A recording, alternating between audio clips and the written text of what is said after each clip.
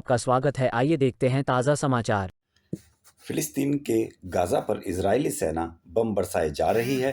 Israel की सेना ने पूरे गाजा क्षेत्र को खाली कराने के आदेश दिए हैं, लेकिन इजिप्ट और जॉर्डन जैसे इस्लामिक मुल्कों ने स्पष्ट तौर पर मना कर दिया कि वे फिलिस्तीन के एक भी नागरिक को अपने यहाँ प्रवेश नहीं देंगे। सऊदी अरब समेत कोई भी मुस्लिम देश फिलिस्तीनियों को अपने यहाँ नहीं आने देना चाहता।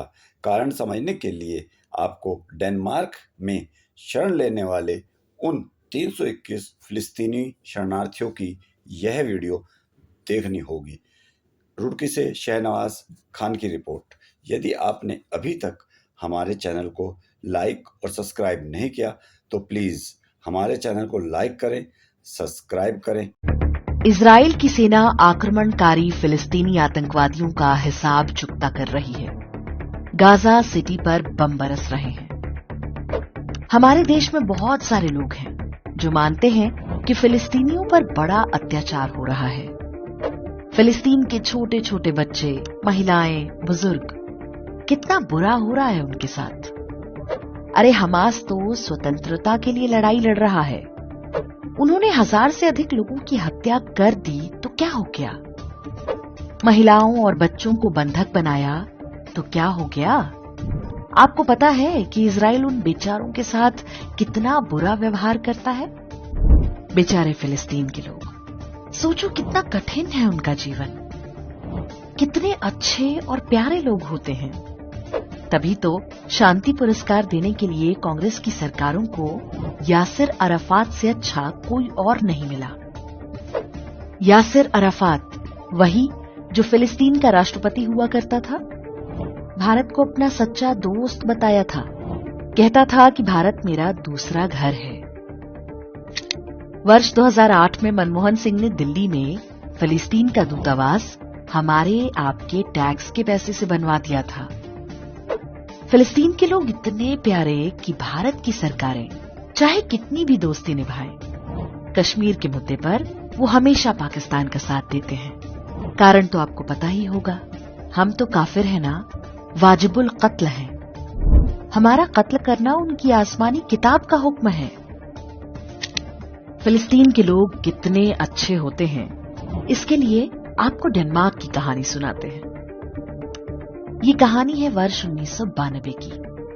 डेनमार्क की सरकार ने तय किया कि फिलिस्तीन से भगाए गए 321 शरणार्थियों को वो अपने देश में बसाएगा। बेचारे इतनी लुटी पिटी हालत में डेनमार्क पहुंचे थे कि सबको उन पर दया आ गई। पहली बार हुआ कि डेनमार्क की संसद ने विशेष कानून बनाकर 321 फिलिस्तीनी शरणार्थियों को डेनमार्क की नागरिकता दे दी। तो उन 321 लोगों ने डेनमार्क की सरकार और जनता का बहुत धन्यवाद किया होगा। आप बेघर हों और कोई आपको रहने के लिए घर दे दे तो इससे बड़ा उपकार क्या होगा भला? उन 321 फिलिस्तीनी शरणार्थियों ने तो जीवन भर उस एहसान का बदला चुकाया होगा। वर्ष 2019 में डेनमार्क की एक संस्था ने इन 321 फिलिस्तीनियों का पूरा डेटा निकलवाया और जो बातें पता चली सुनकर आपके होश उड़ जाएंगे।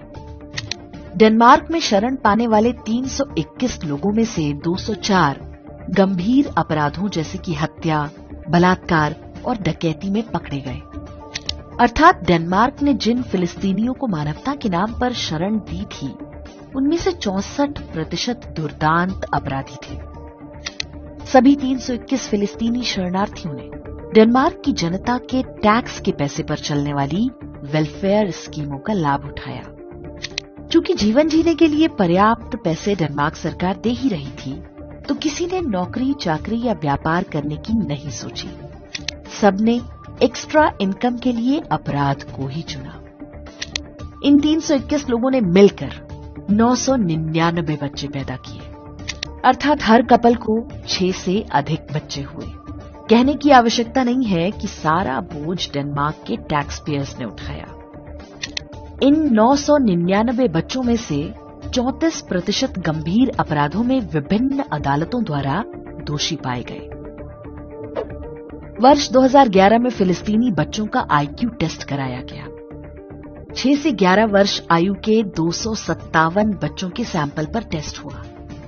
औसत रहा 85, यानी औसत से बहुत कम। अब कम आईक्यू होना इतनी बड़ी समस्या नहीं है, लेकिन कम बुद्धि वाले इन लोगों को कोई जन्नत और 72 हूरों के सपने दिखा दे तो निश्चित ही समस्या गंभीर हो जाती है। जब ये सर्वे प्रकाशित किया गया था तो डेनमार्क के वामपंथियों और इस्लामिस्टों ने खूब शोर मचाया कि असहिष्णुता आ गई है, इस्लामोफोबिया फैलाया जा रहा है। यहाँ पर एक और ध्यान देने वाली बात है कि फिलिस्तीनियों को कोई अरब देश भी अपने यहाँ शरण देने को तैयार नहीं होता। जॉर्डन, इजिप्ट तो बयान जारी करके कह चुके हैं कि कोई फिलिस्तीनी उनकी सीमा में घुसने की कोशिश भी ना करे। अब जरा सोचिए कि भारत में क्या हो रहा है। करोड़ों की संख्या में बांग्लादेशी और रोहिंग्या घुसपैठिए बसाए जा चुके हैं, कुछ वैध रास्तों से और अधिकांश अवैध तरीकों से। भारत में तो पूरा शासन तंत्र उनके लिए सुरक्षा दीवार बना हुआ है। राजनीतिक पार्टियां और अफसर इन घुसपैठियों के आधार कार्ड और वोटर आईडी बनवाती हैं। पुलिस वाले घूस लेकर फल सब्जी के ठेले लगवाने में सहायता करते हैं। मीडिया उन्हें बेचारा और सताया हुआ सिद्ध करता है। देश विदेश से फंड लेने वाले एनजीओ गरीबों की सहायता के नाम पर रोहिंग्या कैंपों पर ही सारी मानवता उड़ेलते हैं। म्यांमार से आकर लाखों रोहिंग्या जम्मू में बसा दिए गए, लेकिन किसी को कानों कान पता नहीं चलने पाया। और जब पता चला तो सर्वोच्च न्यायालय उनकी रक्षा में खड़ा हो गया। दिल्ली समेत देश भर में आज अपराध की जो घटनाएं अखबारों में छपती हैं, उनमें से बड़ी संख्या इन्हीं बांग्लादेशियों और रोहिंग्याओं द्वारा होती है। लेकिन हमारे देश में अपराधों के समाज शास्त्र पर कोई बात नहीं होती। नेशनल क्राइम रिकॉर्ड ब्यूरो यानी एनसीआरबी जैसी संस्थाएं कभी इस बात के आंकड़े जारी नहीं करती कि गंभीर अपराधों में इन मजहबी घुसपैठियों का कितना योगदान है। डेनमार्क जैसा कोई यूरोपीय देश हो या भारत, मजहबी घुसपैठियों के साथ जो मानवता आज वो दिखा रहे हैं, उसका परिणाम उनकी आने वाली पीढ़ियों को भुगतना ही होगा। मानवता और मानवाधिकार मानवों के लिए होते हैं, उन ज़ॉम्बीज के लिए नहीं जिनकी आसमानी किताब ने ही उन्हें चलता फिरता मानव बम बना रखा।